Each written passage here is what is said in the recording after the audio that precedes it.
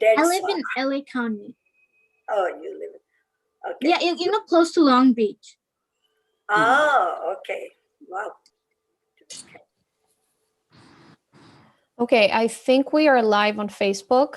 Fingers crossed.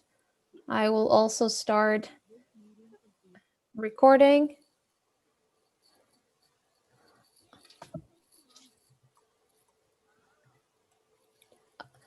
All right, guys, we're going to get started now. Okay. All right. Oh. Okay. So hello and happy Asian American and Pacific Islander Heritage Month. Welcome to AMWEEK's panel about Asian youth discussing hate. I'm Eleni Spiru and I'm the executive assistant to our president, Anila Ali. AMWEEK is a nonprofit women's rights organization empowering Muslim women to confront bigotry in all its forms and building strong bonds with fellow Americans of all backgrounds. When any group of people gets victimized because of their ethnicity or religion, AMWEEK stands up and speaks out in solidarity. Throughout the pandemic, we witnessed increased violence against Asian Americans, and now, after the recent Gaza war, we are also witnessing increasing anti-Semitism. Unfortunately, all forms of hate are toxic, and when an individual is prejudiced and hateful towards a group of people, they probably share similar sentiments for other groups of people. That's why education and interaction with other people from different backgrounds is very important. Those two have the power to change people's hearts and minds. So tonight we are hosting our second panel against anti-Asian hate. Our first panel was actually back in April. And tonight we're speaking out against hate, but we're also celebrating the diversity of Asian heritage and Asian culture. We have invited students from California, Texas, and Massachusetts to share with us their experiences growing up as Asian American. The focus of our discussion will be how can young people and people from all backgrounds fight hate by educating their peers. I'm also thrilled to be joined with Rana Saeed, who is one of our most dedicated AMWEEK executive board members, and she will be moderating this discussion with me. And of course, I'm honored to introduce our students. I would like to start with our youngest one, who's Ayan. Ayan is 12 years old, although he likes to act like he's a grown-up, and he's from Austin, Texas. Although he was born in the United States, he likes to tell everyone he's from Pakistan. He doesn't enjoy sports, but he loves reading, watching CNN, and sleeping. He also enjoys spending time with his family. He has written a few books, and his goal is to be the first, but certainly not the last, Muslim American president. Our next panelist is Adam Aziz. Adam is a junior at University High School in Irvine, California. He has two little brothers, Ayan and Aiden, who are 12 and 13 years old. In his free time, he likes to play golf, teach magic tricks, and read articles. Raizel is our next guest, and she is a Bangladeshi American ninth grader at Lowell High School in Lowell, Massachusetts. She is involved in her school's student council, PEP Club, and anti-racism club with Project Learn.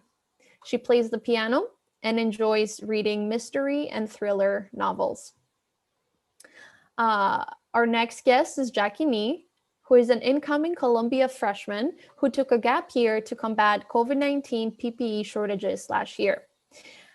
Since last July, he has been working on Meme PAC, the largest youth super PAC in the United States, and he's directing the organization to champion progressive policies.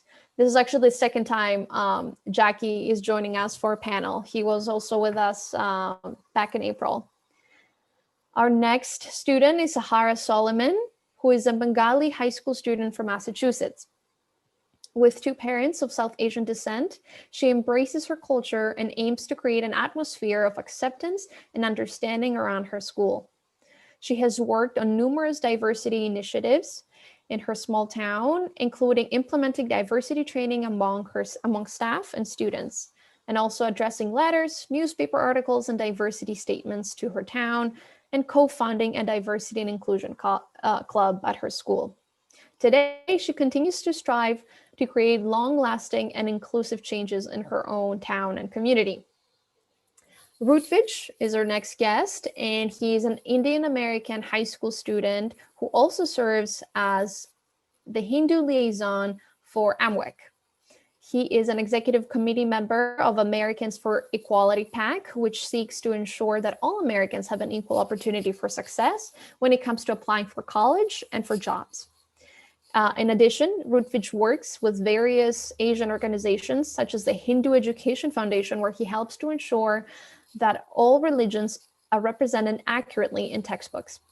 He's also involved with the Support a Child initiative, which sponsors education for children all over India. He looks forward to this panel and to get involved with our community in any way possible to ensure that Asians, just like all other Americans, are treated equally here in this country. Next, it's Sarah Ani. Sarah is currently a senior in Artesia High School, and her dream is to major in civil engineering. She has been commuting to the city of Boston to do volunteer work and to play tennis and softball. She likes to draw, play video games, and learn about new cultures and languages. She currently speaks 7 languages. That's very impressive. Wow. And she can understand and speak. She says she's not fluent in all of them, but she can understand and speak most of them. Her plan after school is to go to community college and then transfer to a 4-year engineering university. And last, but certainly not least, is Anton, who is a Vietnamese American high school student at Sage Hill. He's always been involved in his community, but since the Black Lives Matter protest began last May, he has been even more politically and socially active, organizing vigils and enveloping himself in the protest culture. Now, in light of the Atlanta shooting and all of the rising anti-AAPI violence from COVID, he's been working with some fellow students and faculty members to create an API alliance, a broad coalition of Asian identifying students at his school. Wow, that was a lot of introductions. You guys are all very impressive. Thank you again for spending your Friday night joining us in this conversation. Rana, thank you as well for being here with us, helping out with the questions. So why don't you take over and start with the first question? Yeah, thank you very much, Alani. You have made my day by telling everything about me. I don't need to introduce AMWEEK, you already have. And I'm so impressed to hear about everything about these children. Wow, they are gonna be really, they are gonna do something for this country, yeah, of course. So my first question is to Jackie. Tell me something about yourself, your ethnic, cultural backgrounds, and are you involved in what groups are you involved in? Can you please tell me? Yeah, so I am a Chinese American. I was actually born in China, and I came to the United States when I was 5 years old. Um, Culturally, we're from this place called Wenzhou, so we speak Wenzhounese, and the FBI has called Wenzhounese the devil's language because of how hard it is to learn. So it's one of the most complicated dialects in China. Um, and yeah, I mean, growing up, I spent a lot of years there. I spent probably preschool, and there was just a lot of good experiences I had there before coming to the United States, especially the food. As for now, what groups I'm involved in, so there's 2 main things that I'm doing now. Is that one thing is called Meme Pack. So basically, Meme Pack was created last year, and basically the whole idea was that we wanted to push for progressive policies, but through new mediums, right?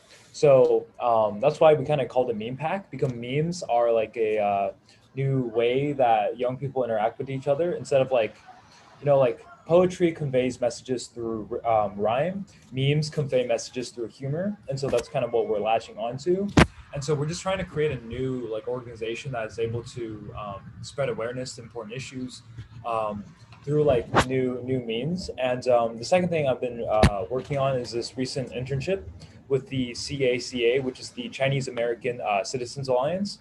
So basically, I'll be hosting a lot of panels, kind of like this one, to help inform people about AAPI culture, as well as hosting like the in-person events and just helping bridge communities together. Wow, very impressive, Jackie.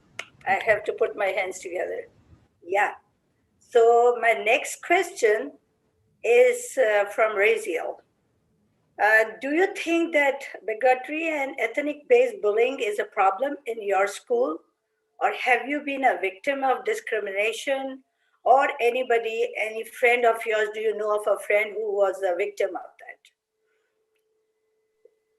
So I personally haven't been affected by it, but I do have friends and peers who have been, and that's their experiences.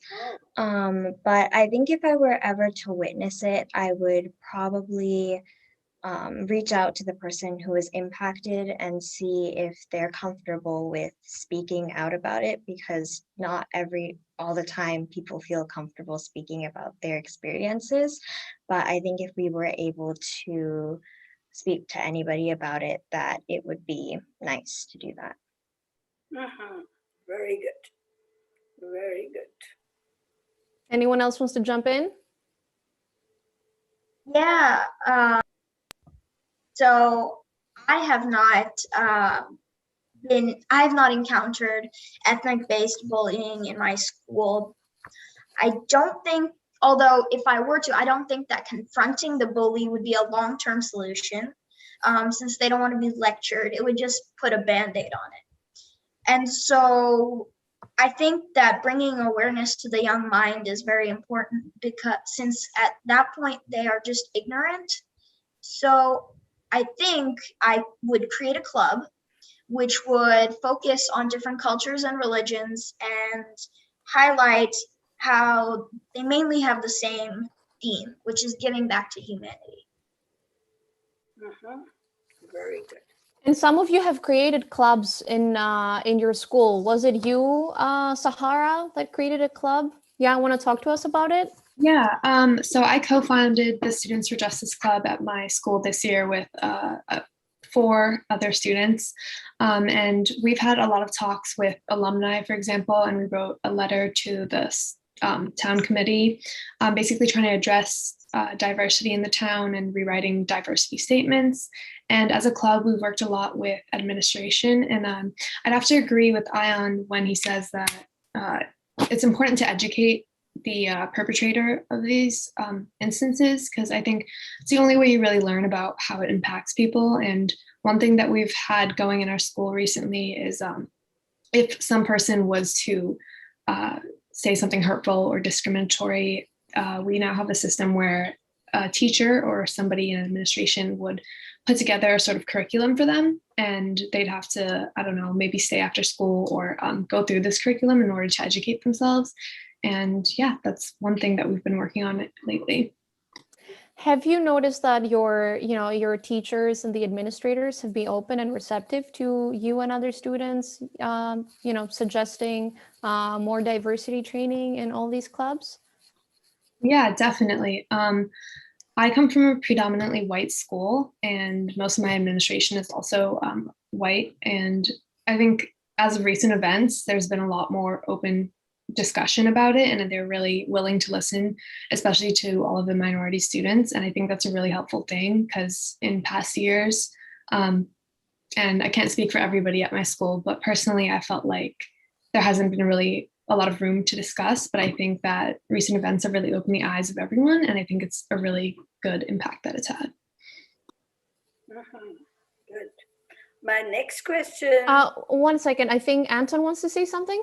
You Yeah. guys feel free to unmute yourselves and speak. You don't need to raise your hands. Just wait for the person who's speaking to finish their sentence. So please go ahead. Yeah, so as you mentioned in my bio earlier, I've been focusing on organizing and like founding the new AAPI Alliance at my school. So I feel like I could add to this a bit. I think a really big thing when you're like seeking to make an impact, especially in like a school environment, is to focus on political education, because a lot of people at schools, it is an environment for education.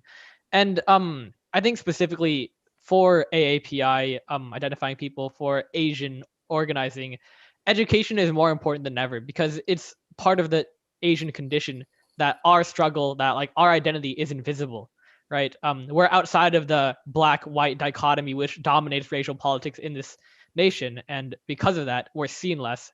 Like you can take AP World, you can take AP US History, but you're not gonna know about you may like read sections about like the civil rights movement for Black Americans or the Chicanx movement or Indigenous Americans here, but in my entire AP US History textbook, I found 3 sections on Asian Americans, and like that's just crazy.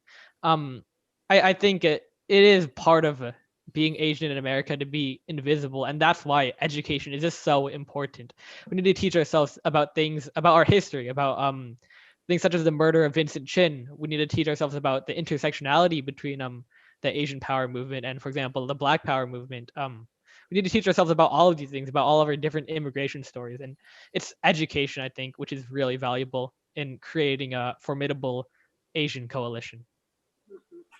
I think you're absolutely right. I was actually reading an article earlier today from an Asian American professor from Boston University who was recommending different ways in order to bring more light to this issue, and she was actually recommending solutions to this problem, and including more about the Asian American immigrant history in this country is very important, which sort of brings me to my next questions. As students, what do you think is an effective way to integrate diversity and pluralism into your curriculum? Do you think that your teachers do a good job addressing current events in your classrooms, and do you feel comfortable talking about them? I believe in addition to a problem that's on my campus is the lack of knowing other Asian cultures. So I think what us people who are of the Asian descent could do is that educate more people. So like for Pakistanis like me, our culture is very heavily impacted on the religion. So I think more open mosques, more dawah programs, and also I think at my school we have no Asian clubs to project our culture. So I think more clubs should be made on student campuses, and yeah. So, based on that, I would say like the school I go, like I really don't have any Asians, and I feel like they really hesitate to even talk about them, and especially if you're Muslim. So I have been through a lot. I was a victim of bullying, but it doesn't mean like they're gonna stop me from that. And I'm always being like, in the clubs and groups of anti-bullying and stuff. So I have seen that like the one who bullies and the one who like talk bad about your culture, the one who doesn't respect others' culture, and the one who's weak. So this is one of the things I have seen. Like the school would obviously say that, yeah, we do take responsibilities, but if you see, obviously they would not take a major responsibility because it's gonna bash the school and it's their name. So obviously they wouldn't do that. So I think they should change those kind of things as well. And in the school, it's like I said, like mostly in my school it's all Hispanic, like just 1.4% probably is Asian. So it is a lot of different for the Asians to talk or like to have like clubs and stuff. And as a Bengali, I do not have even any Bengali clubs in the school. Probably we have a Filipino club, but except that we don't really have anything else. Okay. Yeah. Okay. Oh, sorry. Go ahead, Ayan.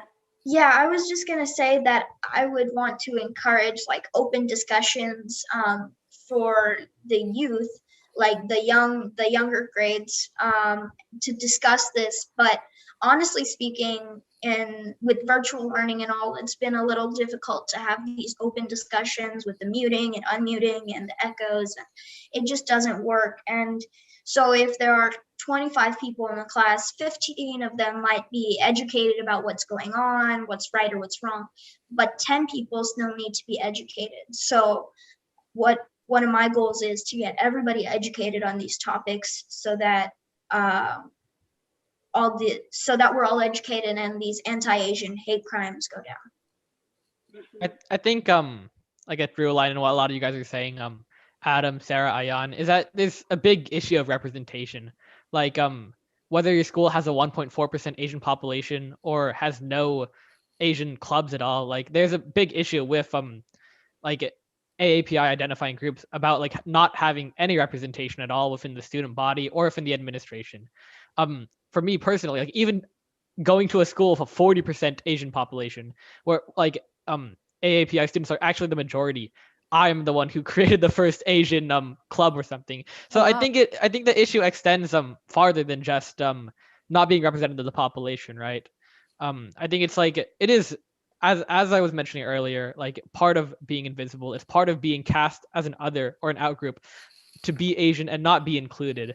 And we really need to work past this. We need to focus on getting more representation, getting more inclusion into the main idea, into the hegemony, into this discourse, and that's how we dismantle anti-Asian racism.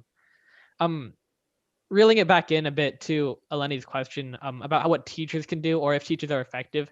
In my experience, I think I've seen both ends of the spectrum.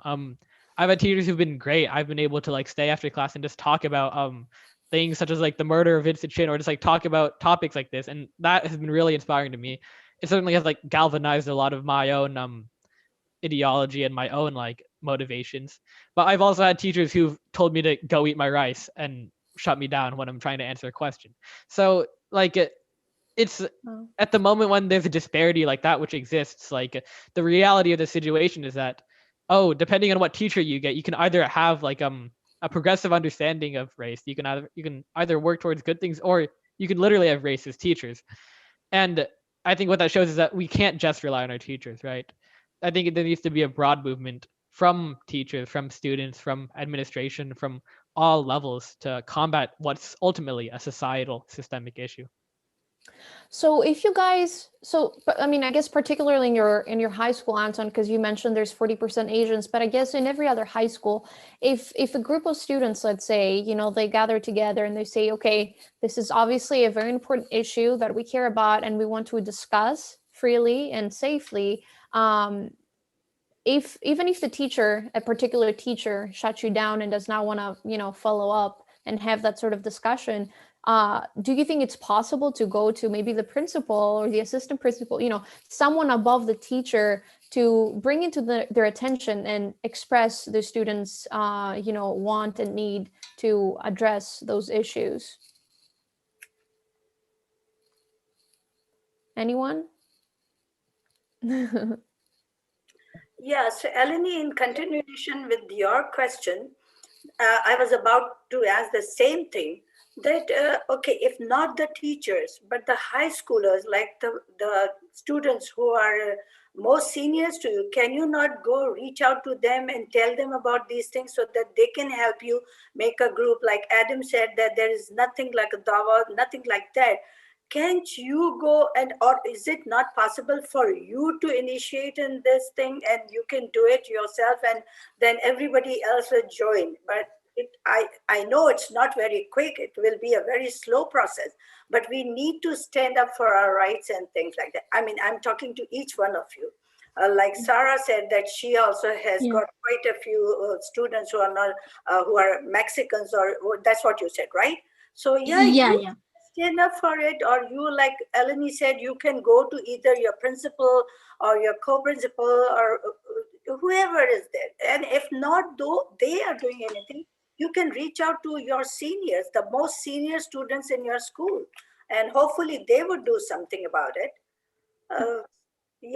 So if so the problem was, like, I did complain, like I said, like I wasn't probably, if there was somebody else, if I'm talking about myself, but a lot of people doesn't complain because they're like scared or something, but I did. It was so sad that like after complaining they got suspended, but then when they came back, the bullies, they threw stuff on me. Literally they threw stuff on me, which is like so like, I know it's super sad, but like those years were pretty like hard for me, and I feel like in my opinion, I feel like they were just like not understanding me, or like was bullying me because of like I was from a different country. And like one more thing, I saw it like just not with me, but with a lot of people who came from a different country, about the accent and stuff. People make fun of you whether you're really good at English or not. I always stand against it. Like, your accent doesn't mean, it means that you know more than a language, and you should be proud of it. So yeah, people used to make fun of my accent. And like I said, like those people, I complained, it went to the principal, it went to really like, you know, like the district and stuff, but like all they got was like suspended. But like after that, I did see them in school. After that, nothing happened. And like, yeah, some people, like, thankfully I never got anything with my like religion. But like, yes, in a lot of I heard from my friends who wear like hijab, they heard like they are calling them like terrorists, like they have bomb inside their hijab, which is super like disturbing for me as well, because like in Ramadan we also like cover ourselves, right? So this were like really disturbing, and like I feel like they should like take more action in it. I know like nowadays like the teachers and the principals are taking more actions than they used to, but I feel like they just don't want to like, you know, like go more further, because I feel like it's also the school reputation which comes for them. If I may add, if it's okay, if I could just add on a tiny bit, I think that to go on, it's not necessarily just fear. I think there's also two other elements that we have to look at here, which is, you know, shame, and at the same time also animosity, right? The first one. Ruthvik, your voice is not clear. I think How about now? Is it a bit better? yeah. So, yes, sorry, I think I'm having some technical issues, but basically to explain, I think we also have to look at this a certain, you know, we feel a bit ashamed about our culture, in the sense that we tend to look at it and we say, okay, you know what, you know, if all of the people are saying our culture is bad, you know, if all my friends are saying it, if all my teachers are saying it, then chances are maybe my culture is a bit bad. You know, that type of mentality starts to get ingrained in us. In Hindi, we call this actually a chalte hai attitude, right? You know, let it go, it's fine, you know, maybe what they're saying is right. And so what I've noticed is, you know, when we speak out against that discrimination, a lot of times the strongest backlash doesn't necessarily come from, you know, say the white groups, or come from, you know, say another group or something. Rather, it comes from our own people itself, right? You know, a lot of our own people will come out and they'll say, you know, no, you're wrong. No, sit down. You know, don't try to embarrass us or humiliate us by talking and standing up for our culture. And so that's one thing we have to keep in mind, that, you know, we need a bigger sense of, you know, cultural self-pride. I know there are a lot of, you know, groups that are doing this, you know, to be able to kind of reinvigorate that spirit. But that's definitely one thing we need to look at. And at the same time, there also needs to be some unity, right? I'm sure we know that Asian Americans aren't necessarily monolith. And, you know, we have a lot of different groups, right? We have a lot of different groups, a lot of different religions. And a lot of those religions, you know, there will be some tensions and we don't necessarily agree on everything, right?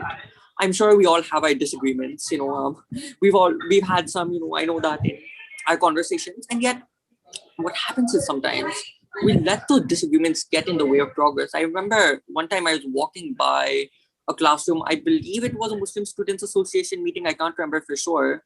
And I clearly remember hearing the words Hindu log kutte hai, right? Which, to translate that into English, for those of you that don't know, it literally means Hindu people are dogs. And, you know, that type of language where we're really turning against each other in that sense, and, you know, not acknowledging the common, you know, spirit that brings us together, you know, that type of thing needs to stop. And so before we can really, you know, advocate together and, you know, get a change in the outside world, we need to make sure that within our own community, that we're united and that we, you know, don't harbor that animosity towards each other. But, you know, these are just my 2 cents. Can I add a little bit something in it? Oh yeah, sure, go ahead, Sarah. I'm sorry.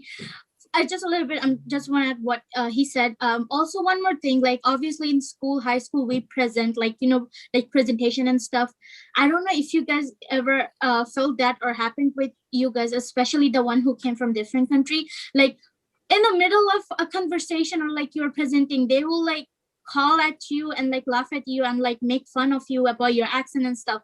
I've seen that a lot. It happened a lot. And I think like that time the teachers might just say, okay, yeah, you have to stop. But a lot of them, they just like, skip it. They just think, oh, okay, that's a funny thing. But I do not think it's a funny thing, in my opinion, because like a lot of people came from a different country. It can hurt their feelings as well. They can they can feel bad about themselves. Like, oh yeah, it means I don't know how to speak. Although they're literally the best, but like it just like those kind of things, the small things. I think the small things has to change first for them to like educate themselves and think bigger. Uh-huh. Yeah, Anthony, you were saying something. Yeah, I think I wanted to go back and echo some of Rutledge's points, because I think what he was saying are like two really, really important things. I just wanted to stress them, and they're important in understanding anti-Asian racism in America, and also how we move forward, Asian coalition building. The first was about internalized racism, and I think that is really facts, right? Because when the heritage of white supremacy in this country has affected us so greatly to the extent that we believe that we are inferior, we moderate ourselves and we perpetuate racism on ourselves. That's pretty much like the logic of internalized racism. And you can see this, right? The Asian skincare industry is $13 billion strong. Or not skincare, the Asian skin whitening industry, I might say, is $13 billion. And that's all money that is generated from people hating their skin color and wanting to be whiter. All money generated from white supremacy. But it's not like necessarily American companies. No, it's Filipino, Vietnamese, Cambodian companies which are selling these skin whitening products. When we experience so much racism, it creates this image in our mind of inferiority of ourselves, and that affects ourselves continuously. And we really need to recognize that. We really need to understand that and decolonize our minds, if you will. We need to understand, oh, this is not actually true. I am not inferior. That mindset is from internalized racism, and it only is perpetuating anti-Asian racism here, right? That's something we need to recognize.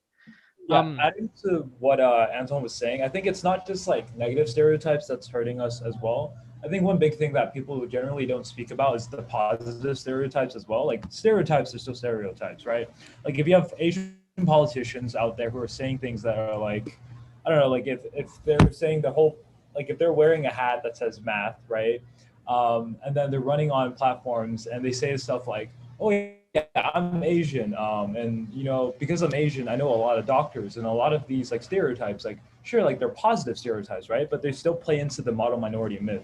Like this was a big issue for me when I was growing up. It's like, when I was in like first grade, second grade, third grade, I was a really bad student, right? Like there were things called like the pink slips, right? Like you for getting in trouble. I would get those like every single day. And so my test scores were also not that good. So I was already really stressed out about that because, my parents had their expectations. But I also had classmates coming up to me and being like, hey, aren't you Asian, right? Like, shouldn't you have gone like 90% on that or 100% on that? So this, even stuff that may seem good, but if they're stereotypes, they're still hurting our community as a whole. Yeah, definitely. I think any time a greater society that's outside of Asians, when it's people who aren't us are projecting something on us, projecting you're smart, you're inferior, whatever, anything, positive or negative, it is negative because it gaslights us when we're different. It prevents us from being artists, poets, economists, and funnels us to be a lawyer, doctor, or whatever. I also wanted to get to this. Ravid, you mentioned how Asian is not a monolith, and that's something that like I've learned myself pretty recently, and I think it's something that's so important and is like really not talked enough about in AAPI circles or in coalition building, and it's at the core of coalition building. To just expound upon this more, I think it's important to understand the term coalition, right?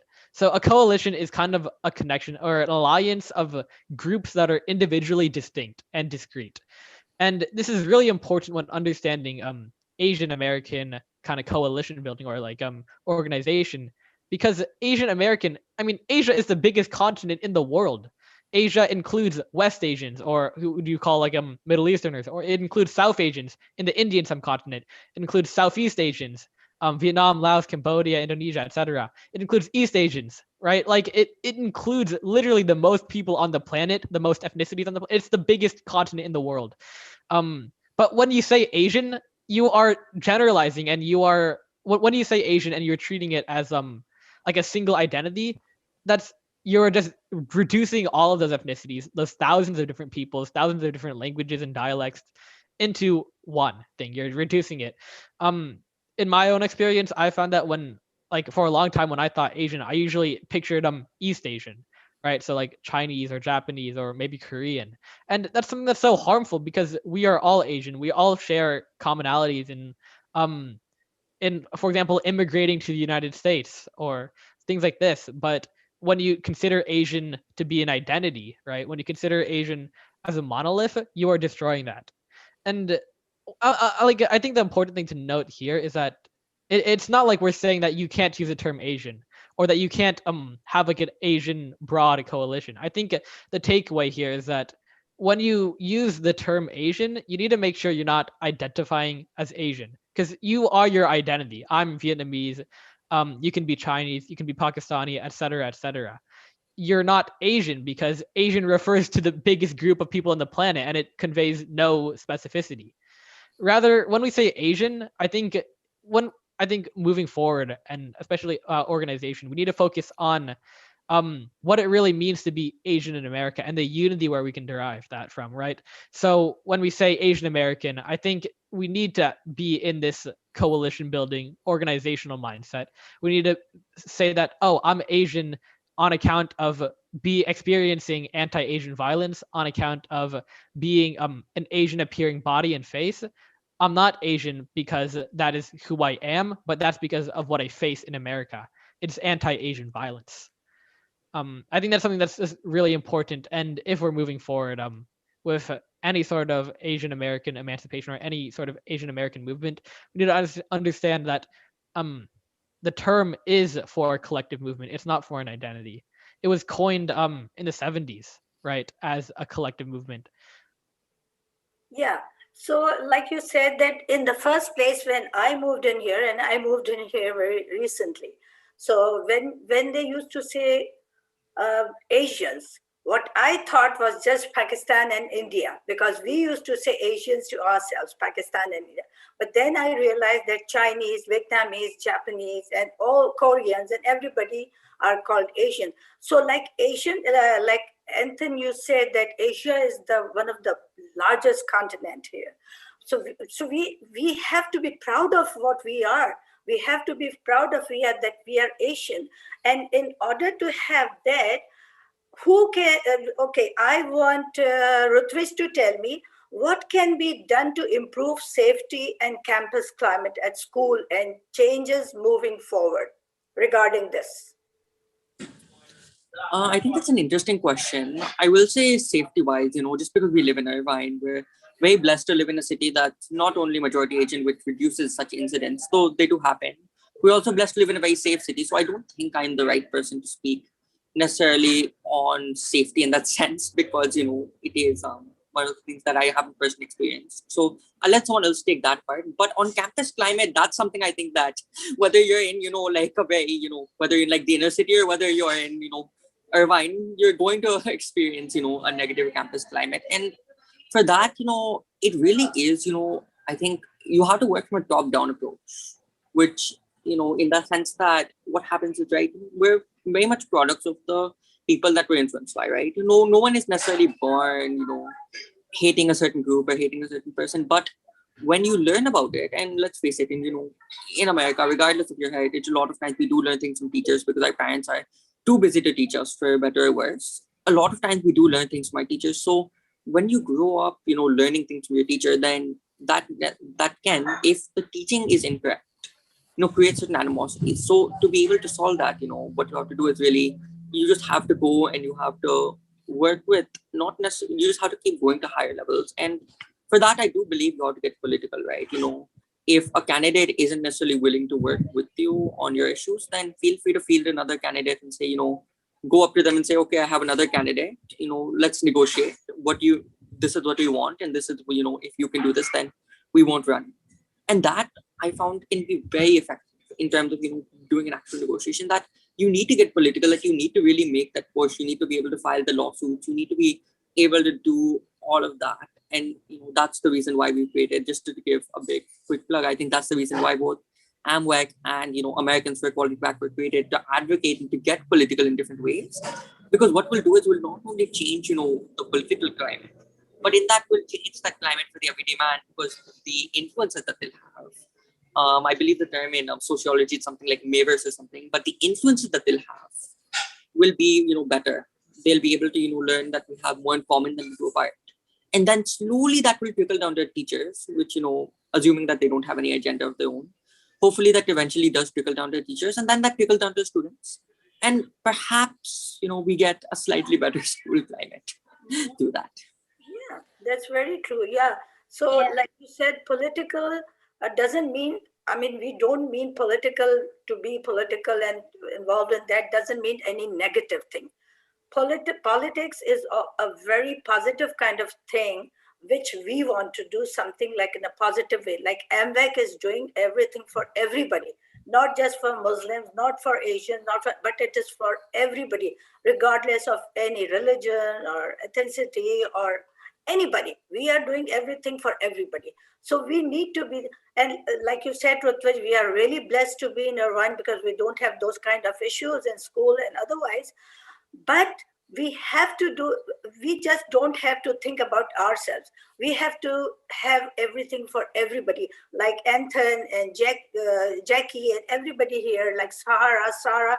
We have to think of the youth now, the ones which are for the next generation. And you guys are to be the ones who should stand up and do something for your youngers, so that they don't face those difficulties which you guys are having it. Yes, Anton. This is something that Raj mentioned. He was talking about violence a bit, and forgive me for taking a bit of a tangent or a segue, but I think it's something that's really important and needs to be said. It's something I find interesting, right? Whenever we consider the Asian American movement or Asian American rights in this country or the history of it, we always, for some reason, I think, or at least in my experience, we extricate it somewhat from violence, right? When you think of the Black rights movement, when you think of Chicken X rights movements, you think of a lot of violence, obviously with the legacy of slavery and horrible things, like of just brutal violence being inflicted. But you don't really associate that with being Asian in America or Asian history. A lot of people people talk about like the model minority, people talk about just like implicit biases, but people don't talk about anti-Asian violence right now. But really, like to say that Asians don't experience racialized violence in America is so false. This meeting we're having right here, this panel, is in the context of rising anti-Asian violence since the start of the COVID-19 pandemic. There is so much anti-Asian violence. 1 month ago, Shane Nguyen, a Vietnamese 50-year-old, was killed, murdered, and dismembered. Obviously, like a couple months ago, there was the Atlanta shooting, which killed 6 Asian American women, massage workers and sex workers, which is also an important intersection. There is anti-Asian violence in this country. It's largely swept under the rug and kept invisible, and we're told that, oh, our racism is only on the books, our racism is only in the numbers or at the interview. But no, our racism does exist violently. There is violence against Asian Americans, and I think it is wrong. It is only wrong and harmful to not acknowledge that. To quickly add on and to just clarify my comments very quickly, I wasn't saying that Asian American violence doesn't exist. I think that we all realize that. I think the news has shown us very clearly that Asian American violence does exist. I've seen Asian American violence myself when someone tried to rip off my sacred thread, actually another Asian, in fact, out because they wanted to break it. And I can tell you it does exist. I'm just saying that comparatively living in such a safe city, I've been privileged enough to not experience it myself, to a point where I don't necessarily get to see as much of it to be a complete authority on how to stop it. But I will say that, one thing that we need to do then is we need to ensure that, those stereotypes, right? Because really violence comes from, right? That saying about how thoughts lead to words lead to actions, and so on and so on. And in that sense, that's the thing, right? We need to just stop those thoughts from coming into people's heads by, ensuring that those stereotypes aren't there through a structural system. Like, for example, I'll say the affirmative action movement, right? The affirmative action movement has largely based itself on the idea that Asians are implicitly smarter than everyone else, and so must be brought down to everyone's level with, implicit penalties. And so what that leads to is, you see that, and that evidently does lead to, kind of resentment, especially amongst groups that maybe feel that, oh, Asians are stealing all our jobs and everything. And so the same forces that administer this, structural, discrimination against Asians and other groups also are those same forces that, compel certain groups to do these violent attacks. So I think, you can't, I think, when we address both of these problems, they do get solved with, by addressing the same group. Yeah, Can definitely. I add something in it? Can we please go to Right. Ayan, who has been patiently raising his hand? So let's go to Ayan, and then Sarah, you can go next. I'm sorry, I don't mean to interrupt. Yeah, sorry. I was just gonna say that I think that a lot of times, if we're talking about violence and safety, then a lot of times what happens is these hate crimes occur when people are under the influence of drugs and alcohol. So I think if we can bring more attention to that matter, then the safety of these like these anti-Asian hate crimes will go down. And so also more parental involvement is required, because a lot of times parents aren't aware of their child's behavior outside of the house. And so making sure that kids don't bring drugs and alcohol to school makes it a safe environment for these anti-Asian hate crimes. So we don't have much time left. So adding to this question that Rana asked about campus safety and campus climate, one of our viewers from the UK is asking if you guys have police officers or some sort of guards in your school, and does that make you feel safer? Are those guards someone you could reach out to and ask for help, or are they just there without really providing any sort of assistance? So maybe we can have one or two answer this question, and then I want to go to our final question because we have only 10 minutes left. Really? Time flies. This panel is amazing. So interesting. It was really interesting. All So, my students if were I said in California, like I went to school in East Coast as well. I feel like over there is like the security is more tight because lockdown is way easier over there. In California, I feel like it's we don't really get into this kind of things, but like we do have cops in our schools and stuff, but I don't feel like that they are that potential in it. So if I'm being honest with you, if I even, not me but somebody else even go to a cop and ask for help, he'll just ask you 10 more questions about how happened or not, and not trying to give you safety. I feel like this is a big thing. Like they should like seek of our help first, that like what we need and how they should protect us. And just one cop cannot do anything when like the California schools are like literally like open. Yeah, and I just wanted to say that, so my first year in middle school was virtual. And in middle school, we do have one police officer, Mr. Pope. I don't know what he does because I haven't been, but what I would think is that we don't have police officers in our elementary school here in Austin. And I think that's even more important, because what the administration thinks is, okay, these middle schoolers, that's the age when they start bringing drugs and all, that's why we need a police officer. And that's what they said, but in elementary school with all these little kids, it's even more important to have a resource officer there for the children's safety. All right. I would like to hear from Sahara or Raizel if you guys have to add about your experiences at school. Yeah, so I actually don't have a police officer or any sort of safety guard at my school.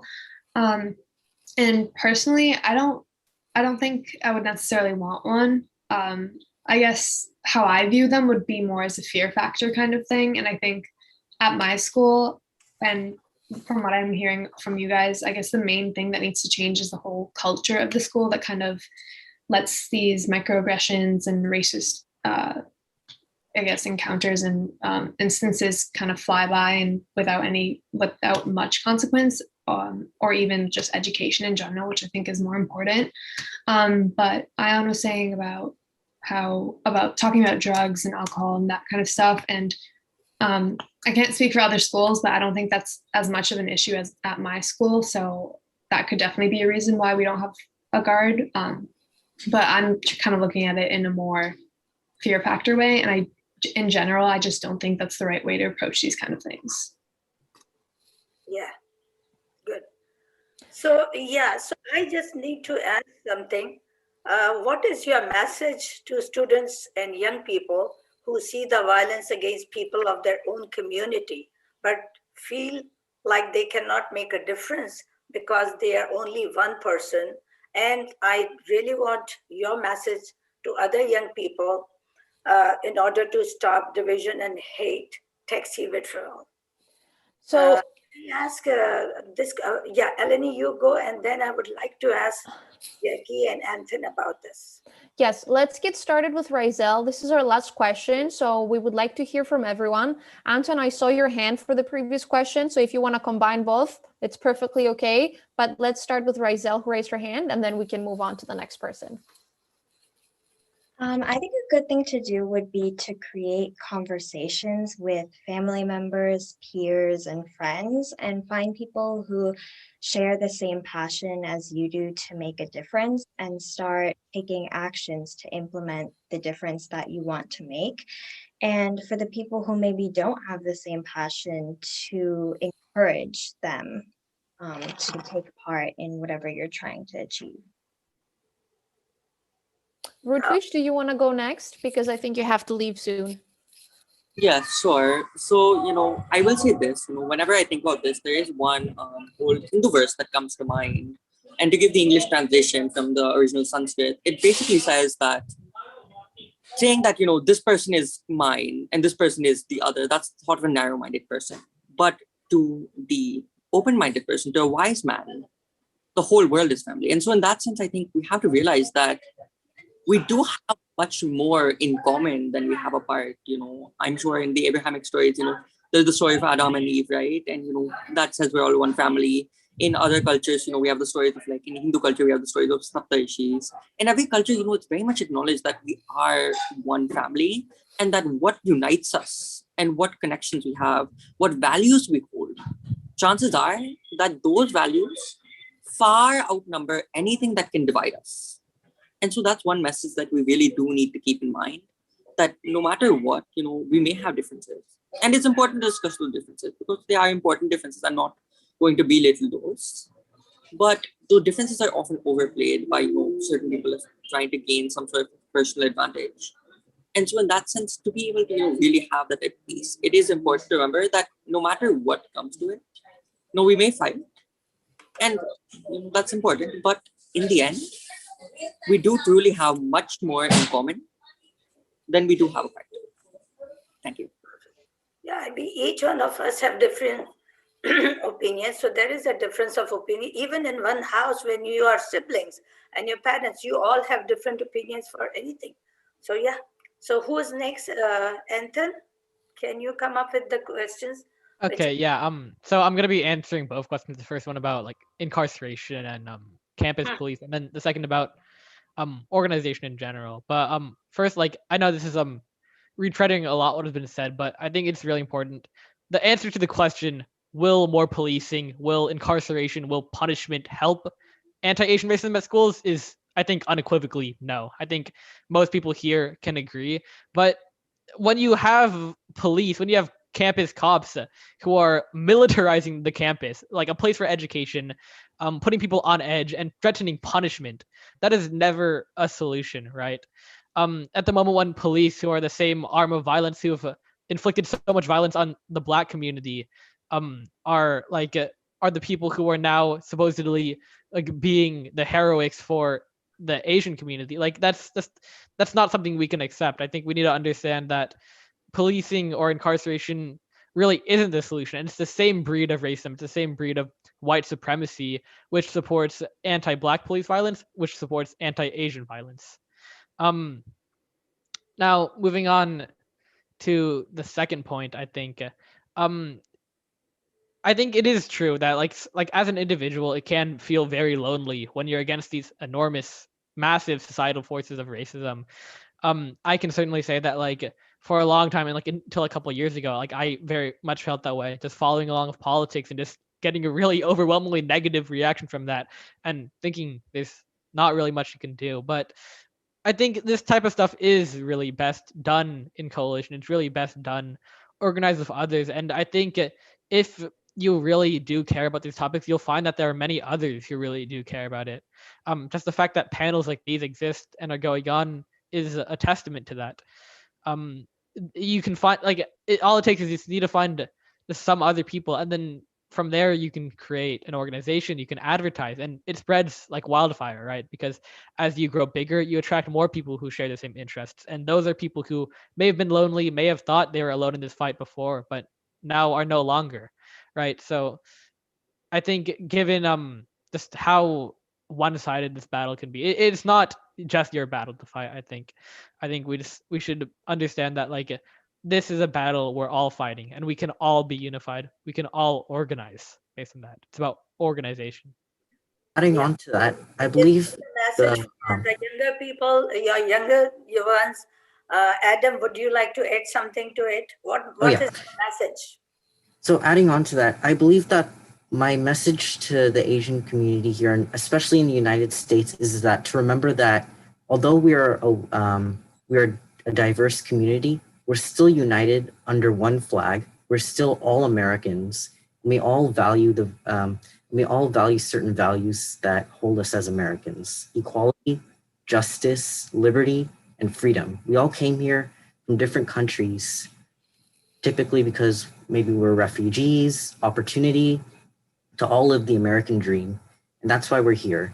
And we're still here because of that, because of valuing those values. And that's why, and my message is to always remember that we're still Americans, even if people downgrade us. As long as we uphold our values, we're still Americans. Yeah, and I'm going to say that it's important to argue, because my brother and I were having a discussion about like a city proposition the other day, and he changed my mind. Like we had a long heated argument about it, but he changed my mind. So it's important to argue and discuss these things. And students definitely know about these hate crimes, but they might not realize that the people sitting right next to them are deeply affected by it as well. And so what I would say is you can make a difference, and a journey of 1,000 miles began with a single step. Absolutely. Very good, Ayan. Yeah, so it is us. I mean, it's us who has to make a difference. And this we think as ourselves, that we are responsible. We have all these things which we can make a difference.